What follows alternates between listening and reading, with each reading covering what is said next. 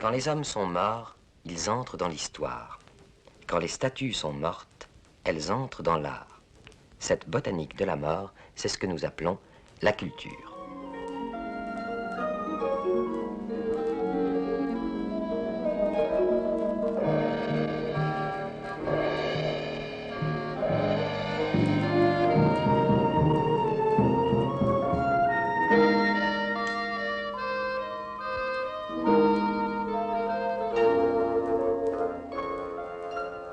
C'est que le peuple des statues est mortel.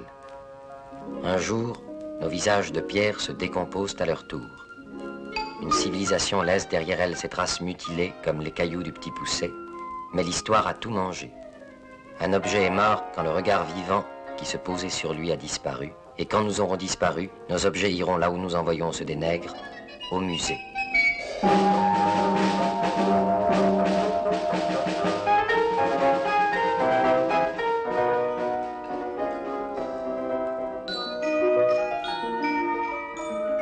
L'art nègre. Nous le regardons comme s'il trouvait sa raison d'être dans le plaisir qu'il nous donne. Les intentions du nègre qu'il crée, les émotions du nègre qu'il regarde, cela nous échappe. Parce qu'elles sont écrites dans le bois, nous prenons leurs pensées pour des statues. Et nous trouvons du pittoresque là où un membre de la communauté noire voit le visage d'une culture.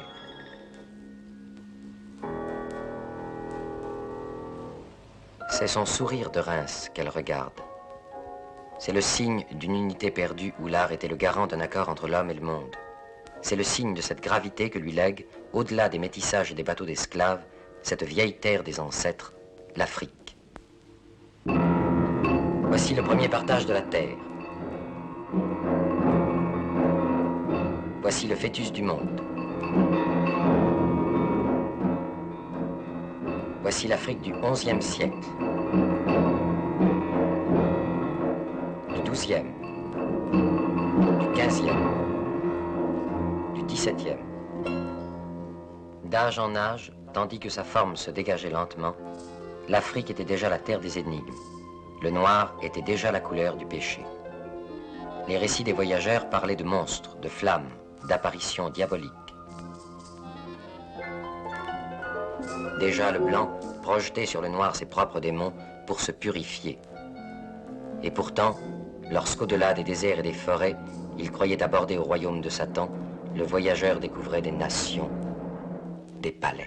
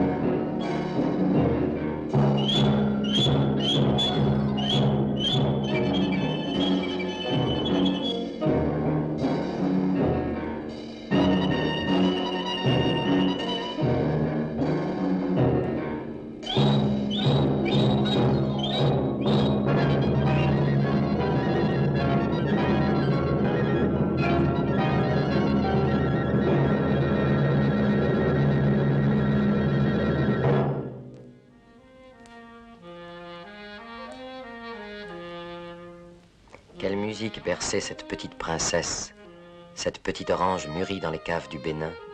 Quel culte présidait cette petite république de la nuit. Nous n'en savons rien. Ces grands empires sont les royaumes les plus morts de l'histoire. Contemporains de Saint-Louis, de Jeanne d'Arc, ils nous sont plus inconnus que Sumer et Babylone. Au siècle dernier, les flammes des conquérants ont fait de tout ce passé une énigme absolue. Noir sur noir, combat de nègres dans la nuit des temps, le naufrage nous a laissé seulement ces belles épaves striées que nous interrogeons. Mais si leur histoire est une énigme, leurs formes ne nous sont pas étrangères. Après les frises, les monstres, les atrides casqués du Bénin, tous les vêtements de la Grèce sur un peuple d'insectes, voici ces Apollons d'Aïphée qui nous tiennent eux aussi un langage familier. Et c'est à juste titre que le noir y puise l'orgueil d'une civilisation aussi vieille que la nôtre. Nos ancêtres peuvent se regarder en face sans baisser leurs yeux vides.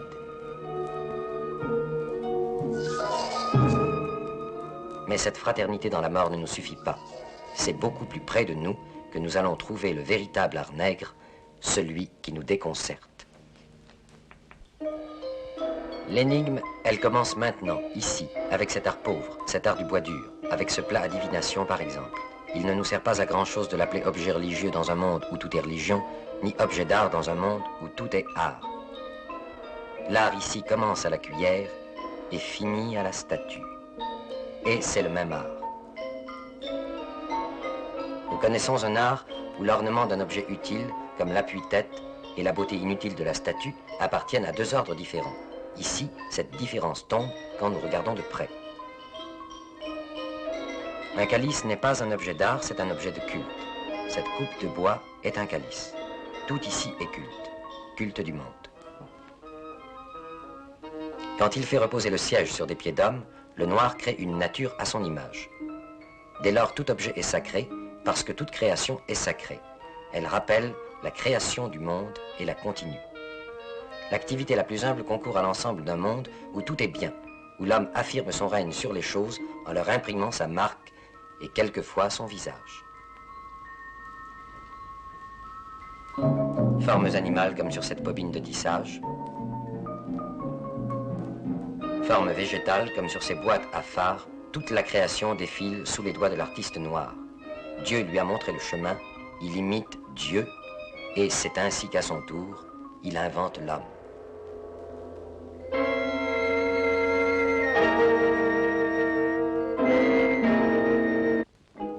Gardien de tombeaux, sentinelle des morts, chien de garde de l'invisible, ces statues d'ancêtres ne forment pas un cimetière. Nous mettons des pierres sur nos morts pour les empêcher de sortir. Le nègre les conserve près de lui pour les honorer et profiter de leur puissance dans un panier rempli de leurs ossements. C'est des morts que procède toute sagesse et toute sécurité. Ils sont les racines du vivant. Et leur visage éternel prend parfois forme de racine.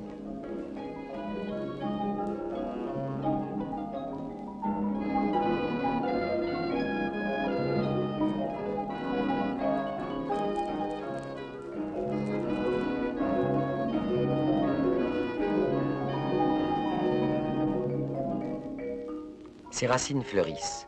La beauté involontaire des animaux et des plantes éclaire un visage de jeune fille. Et nous pouvons bien prendre sa lumière pour un sourire ou même son huile pour une larme et nous émouvoir, à condition de bien savoir que ces images nous ignorent, qu'elles sont d'un autre monde, que nous n'avons rien à faire dans ces conciliabules d'ancêtres qui ne sont pas les nôtres.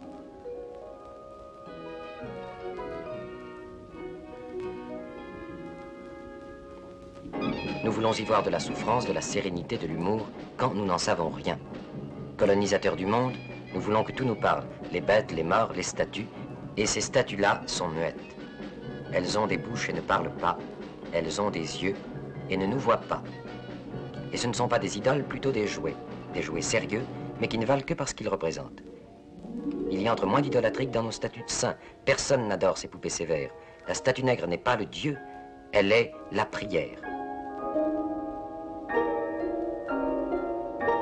Prière pour la maternité, pour la fécondité des femmes, pour la beauté des enfants. Elle peut être couverte d'ornements qui ont la valeur des enluminures. Elle peut être aussi fruste comme cette boule de terre qui protège la moisson, ou encore lier la terre à la mort par la forme et par la matière. Ce monde est celui de la rigueur. Chaque chose y a sa place. Ces têtes n'ont pas à être effrayantes, elles ont à être justes. Mais regardez bien leurs cicatrices, ce champ magnétique où viennent se prendre toutes les formes du ciel et de la terre. L'objet n'en a pas besoin pour exister et servir. Ce débordement de création qui dépose ses signes comme des coquillages sur la paroi lisse de la statue, c'est un débordement d'imagination, c'est la liberté. Roue du soleil, nœud de la fleur, courbe de l'eau, fourche des arbres s'y déploient l'un après l'autre, les techniques se mélangent, le bois imite subtilement le tissu prend ses motifs à la terre. On s'aperçoit que cette création n'a pas de limite, que tout communique, et que de ces planètes à ces atomes, ce monde de la rigueur renferme à son tour le monde de la beauté.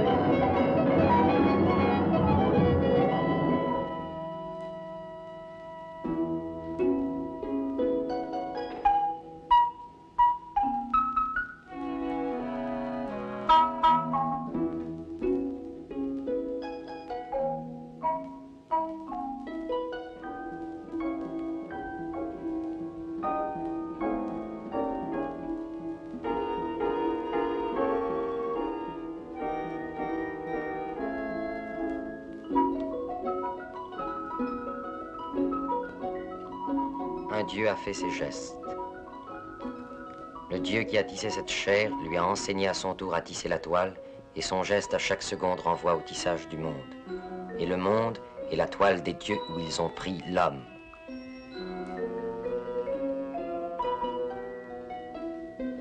Essayez de distinguer ici ce qui est la terre et ce qui est la toile, ce qui est la peau noire et ce qui est la terre vue d'avion, ce qui est l'écorce de l'arbre et celle de la statue. Ici, l'homme n'est jamais séparé du monde, la même force y nourrit toutes les fibres. Ces fibres, parmi lesquelles le premier homme sacrilège, en soulevant les jupes de la terre, découvrit la mort. Masque de bête. Masque d'homme. Masque participant de l'un et de l'autre. Masque maison. Masque visage. Pierrot des fleuves. Harlequin de la forêt. Ces masques luttent contre la mort. Ils dévoilent ce qu'elle veut cacher.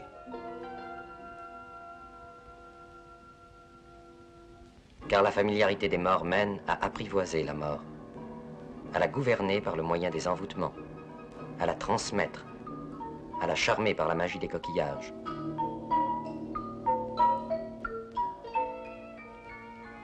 Et le sorcier capture dans son miroir les images de ce pays de la mort où l'on va en perdant la mémoire.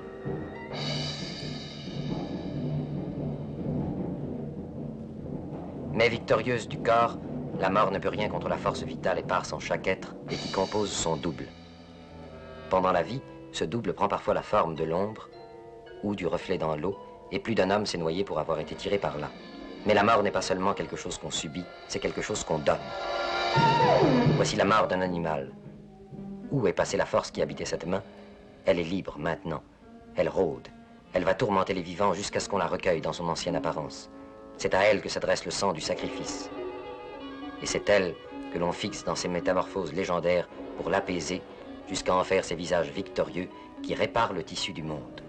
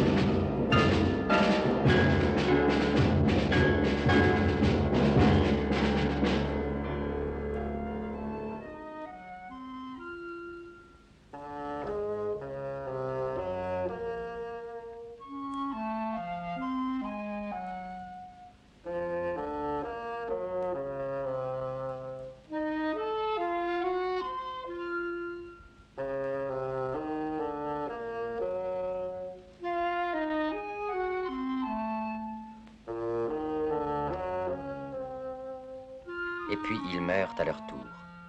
Classés, étiquetés, conservés dans la glace des vitrines et des collections, ils entrent dans l'histoire de l'art, paradis des formes où s'établissent les plus mystérieuses parentés. Nous reconnaissons la Grèce dans une tête africaine vieille de 2000 ans. Le Japon dans un masque de l'Ogooué. Et encore l'Inde, les idoles sumériennes, nos Christs romans ou notre art moderne.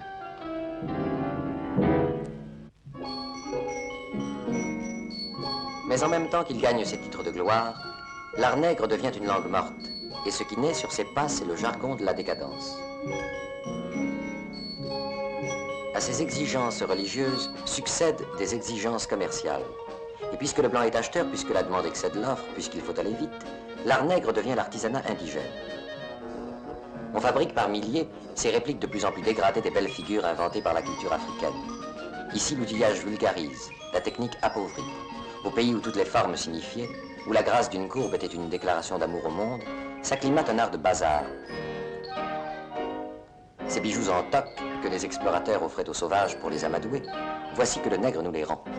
À la beauté particulière de l'art nègre se substitue une laideur générale, un art où les objets deviennent des bibelots, un art cosmopolite, un art du vase à fleurs, du presse-papier et du porte-plume souvenir où l'on voit en transparence la tour de Babel. Un art du portrait aussi. Incapable désormais d'exprimer l'essentiel, le sculpteur se rattrape sur la ressemblance. Nous lui avons appris à ne pas sculpter plus loin que le bout de son nez. Mais ce que nous faisons disparaître de l'Afrique ne compte guère pour nous en face de ce que nous y faisons apparaître.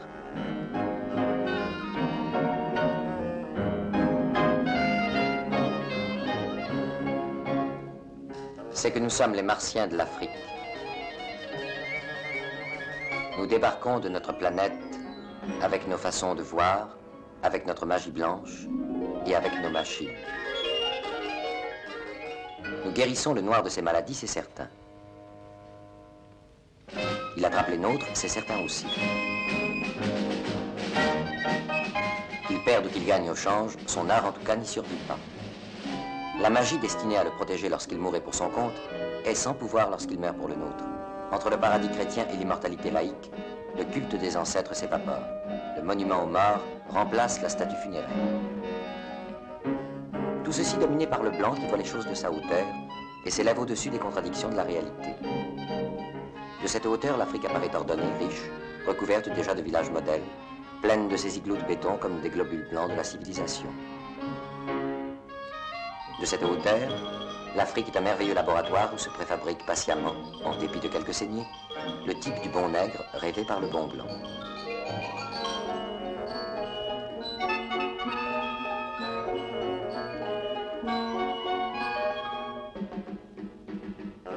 Alors tout cet appareil de protection qui donnait son sens et sa forme à l'art nègre se désagrège et disparaît. C'est le blanc qui prétend assumer le rôle des ancêtres. La véritable statue de protection, d'exorcisme et de fécondité, désormais c'est sa silhouette. Tout se ligue contre l'art nègre. Prise dans une pince entre l'islam ennemi des images et la chrétienté brûleuse d'idoles, la culture africaine s'effondre. Pour la relever, l'Église tente un métissage. L'art négro-chrétien, mais chacune des deux influences détruit l'autre.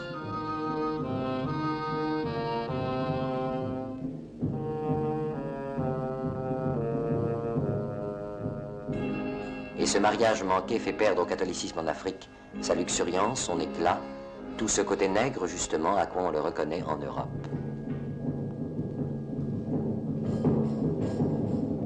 Les pouvoirs temporels pratiquent la même austérité. Tout ce qui était prétexte à œuvre d'art est remplacé, qu'il s'agisse de l'habillement, du geste symbolique, du gris-gris, ou des palabres. On dit oui, oui, oui. Quelquefois, on dit non. Cela, c'est l'artiste noir qui le dit. Alors une nouvelle forme d'art apparaît, l'art de combat. Art de transition pour une période de transition. Art du présent entre une grandeur perdue et une autre à conquérir. Art du provisoire dont l'ambition n'est pas de durer, mais de témoigner. Ici, le problème du sujet ne se pose pas.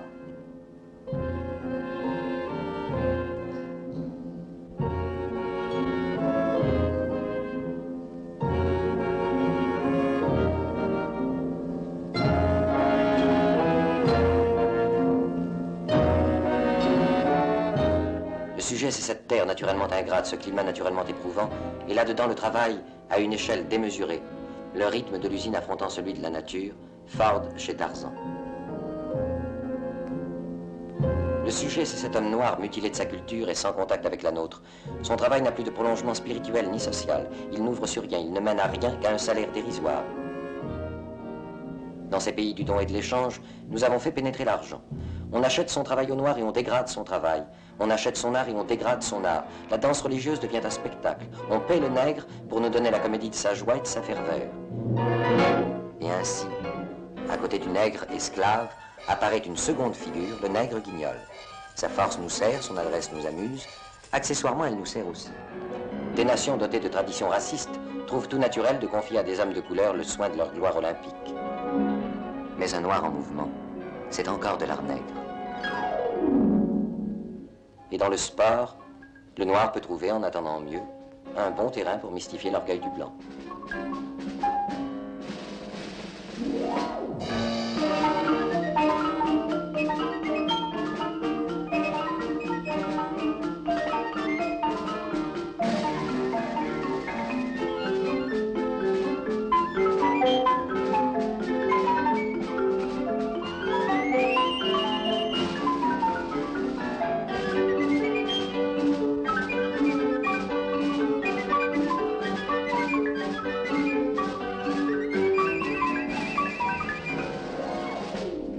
Le blanc ne comprend pas toujours la plaisanterie. Il lui arrive de crier pouce quand les choses tournent mal. Qu'un boxeur nègre se permette de corriger un blanc dans un pays marqué par le racisme hitlérien, on lui démontre à coups d'insultes, de menaces et de projectiles qu'il ferait mieux de rester à sa place.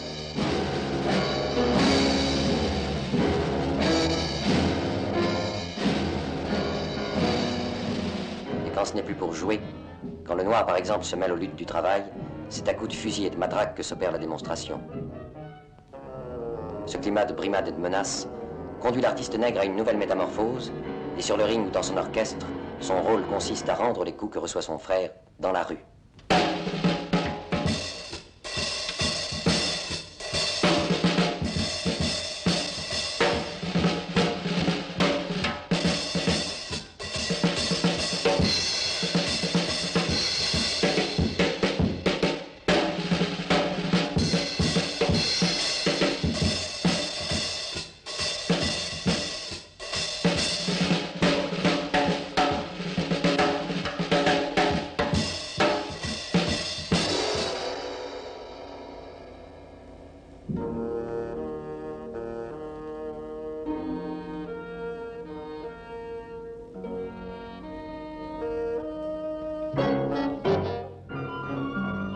Voici loin des apparences de l'art nègre.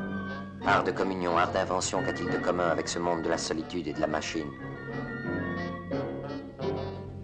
L'homme qui imprimait sa marque sur les choses accomplit maintenant des gestes vides. Or, c'est du fond de cette solitude qu'il va se créer une nouvelle communauté. L'art nègre était l'instrument d'une volonté de saisir le monde. C'est la même volonté qui survit ici sous d'autres formes. Regardez bien cette technique qui affranchit l'homme de la magie. Elle présente parfois avec elle une étrange parenté de gestes. C'est toujours contre la mort qu'on se bat. La science, comme la magie, admet la nécessité du sacrifice de l'animal, la vertu du sang, la fixation des forces mauvaises. Le sorcier capture toujours les images, et la mort est toujours un pays où l'on va en perdant la mémoire. Non. Nous n'en sommes pas quittes en enfermant un noir dans sa célébrité. Et rien ne nous empêcherait d'être ensemble les héritiers de deux passés, si cette égalité se retrouvait dans le présent. Du moins est-elle préfigurée par la seule égalité qu'on ne dispute à personne, celle de la répression. Car il n'y a pas de rupture entre la civilisation africaine et la nôtre. Les visages de l'art nègre sont tombés du même visage humain, comme la peau du serpent. Au-delà de leur forme morte, nous reconnaissons cette promesse commune à toutes les grandes cultures d'un homme victorieux du monde. Et blanc ou noir, notre avenir est fait de cette promesse.